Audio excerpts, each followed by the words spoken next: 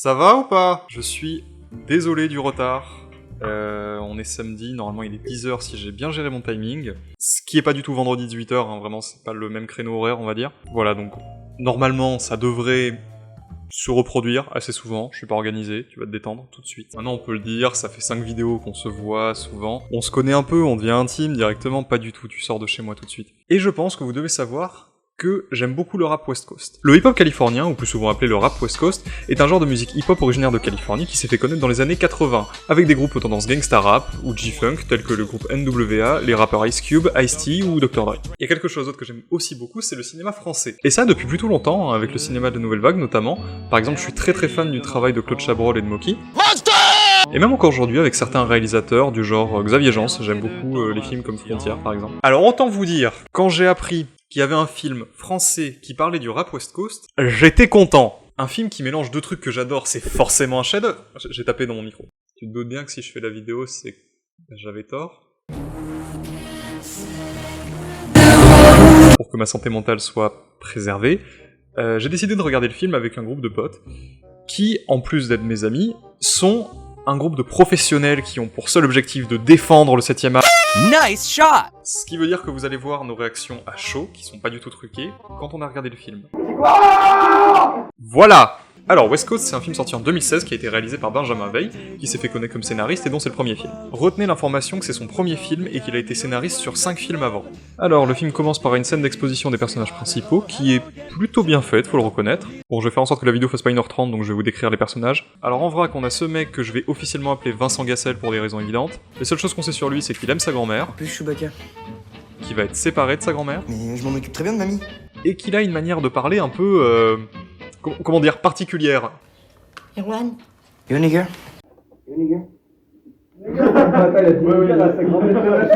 Le N-word a été lâché. Pour le reste de la vidéo, je vais placer un compteur Éric Zemmour par là.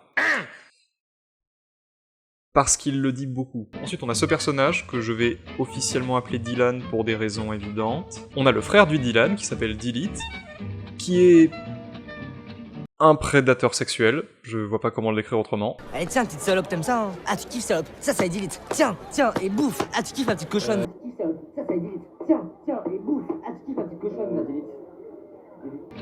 La seule chose qu'on sait sur lui, c'est qu'il parle avec une meuf sur un site de rencontre qui est vachement glauque. Je vois pas quel site peut autoriser ce genre de gif, sérieux. Et oui, on dit gif, tu vas te faire foutre. Bon, j'ai pas réussi à caler le truc autrement, mais son pseudo c'est Mastoc. C'est tout, juste je notifie son existence. Donc je vais l'appeler Mastoc pour le reste du film, si ça dérange personne. Et on a le personnage principal que je vais appeler Connard. Parce que c'en est un. Attendez la fin du film, vraiment. Alors, notre équipe de winners est toujours dans un collège dans un village de Bretagne. Il est obligé. Serial killer. Ouais, négro. Connard a un love interest, et je ne vois pas comment ça peut être réciproque quand tu adresses la parole aux gens comme ça. Excuse, faut que je te laisse. Chill, biatch.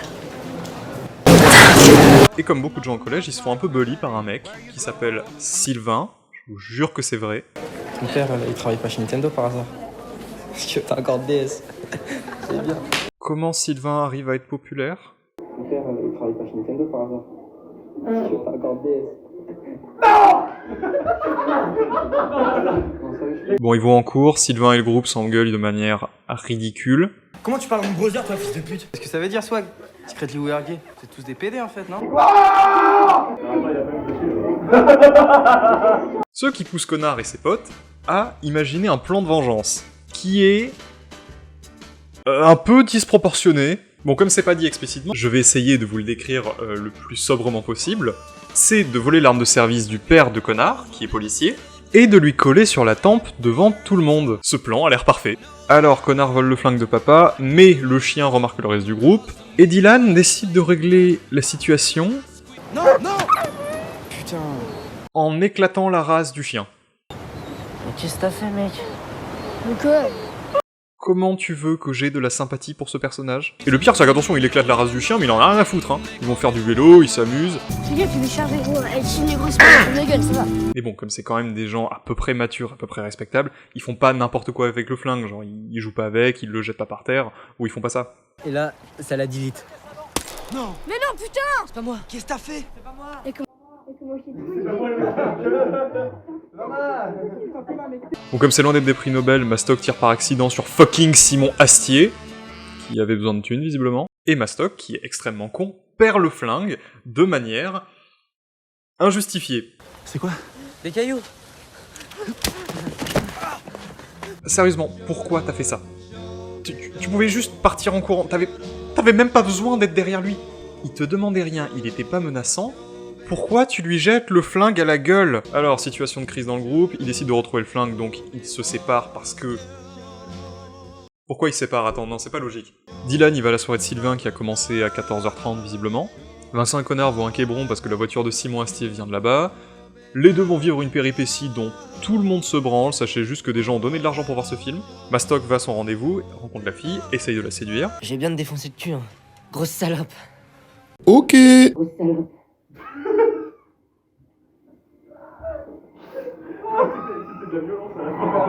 Bon, malgré ses talents de charmeur, il décide de partir et de voler la bagnole de son date, ce qui est un comportement normal. Il retrouve les deux autres cons, il pète la voiture parce que Taras. Retour à Dylan qui quitte la fête après avoir reçu une des humiliations les plus violentes de l'histoire du cinéma. Ouais, ma petite pute. Sauf qu'en sortant, il se fait presque écraser par une Twingo. Elle était à ça, elle pouvait accélérer un tout petit peu plus et le film aurait été génial. Il demande à la voiture de le déposer à Quiberon parce que nique-toi.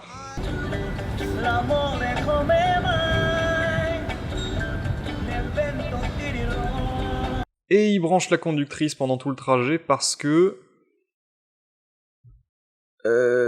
Après l'avoir déposée à Quiberon, elle va à son boulot dans un EHPAD, et comme Dylan est quelqu'un de bien, quelqu'un de réfléchi, il la suit. Et comme le monde est vachement petit, il retrouve Simon Astier qui...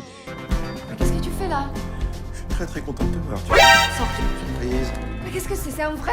Non, sérieusement, j'aimerais juste qu'on s'attarde 2 secondes sur cette scène. Qui s'est dit que c'était une bonne idée? Bon, déjà, pour commencer, je vois pas quel réalisateur se dit que c'est une bonne idée de mise en scène de faire ça, mais surtout, dans la diégèse du film, à quel moment il s'est dit que c'était une bonne idée de faire ça? Puis putain, je veux un film sur la West Coast, je veux pas voir Simon Astier qui a un os dans le pissou. Bon, comme il faut que le scénario avance, il range le flingue dans le lit. Le reste du groupe arrive à Quiberon, petit moment émotion sur la plage parce que c'est pas comme si on avait un flingue à récupérer occasionnellement. Par chance, ils entendent des coups de feu qui viennent de l'EHPAD, et comme ils n'ont aucun instinct de survie, ils vont vers les coups de feu. Ils retrouvent Dylan et le flingue qu'un vieux avait pris pour faire une prise d'otage. Tu suis le film ou pas là? La police arrive, ils essayent de s'échapper sur le toit après une blague de super bon goût.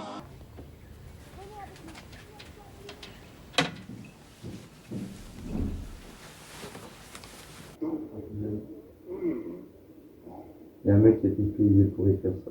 Ils sautent dans la piscine qui est littéralement à 4 km et je vois pas comment tu peux réussir un saut comme ça à part en enculant la gravité. Du coup ils arrivent à s'échapper sans attirer l'attention de personne. Ils grimpent dans un fourgon ouvert au pif et comme par hasard, non seulement ils rentrent dans leur ville natale, mais en plus il va chez Sylvain.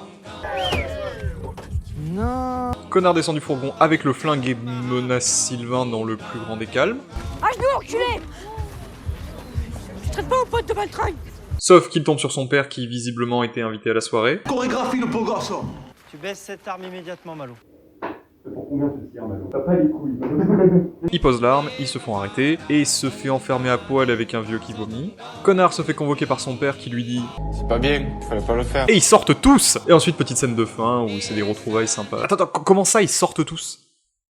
On peut rappeler ce qu'ils ont fait depuis le début du film ou pas? Alors en vrac, ils ont volé l'arme de service du père, ils ont buté un chien, tu vas pas me faire croire qu'il a survécu à un coup de boule de pétanque dans les dents, ils ont fugué, tiré sur quelqu'un, volé une voiture, destruction de biens publics, ont causé une fusillade, ont enculé la loi de Newton sur la gravité, et ont fait une prise d'otage.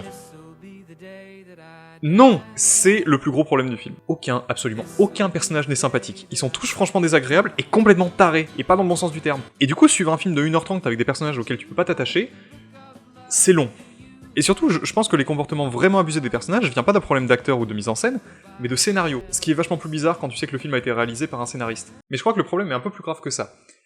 Est-ce que vous pouvez me dire clairement à quel genre appartient ce film? Bon, selon Allociné, le film est une comédie.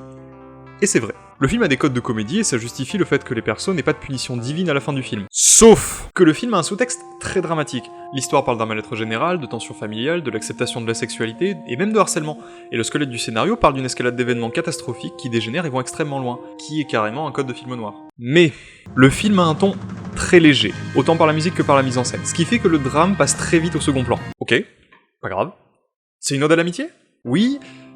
Mais non, parce que le groupe est constamment séparé et ne vit aucune évolution narrative entre le début et la fin du film. Le film va dans tous les sens et se démerde pour n'en avoir aucun. ça part dans tous les sens, il y a des sous-intrigues toutes les 2 minutes.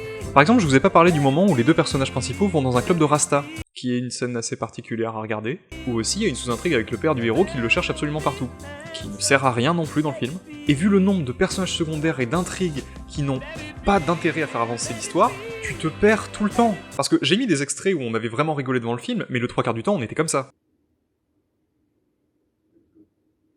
Donc je peux pas dire que j'aime vraiment le film, mais c'est dommage parce qu'il a de super bonnes qualités qui sont assez rares dans le cinéma français. Déjà, il est extrêmement joli, l'imagerie est globalement assez élégante, et surtout la mise en scène est très simple mais super efficace, et ça rend le film super fluide à regarder.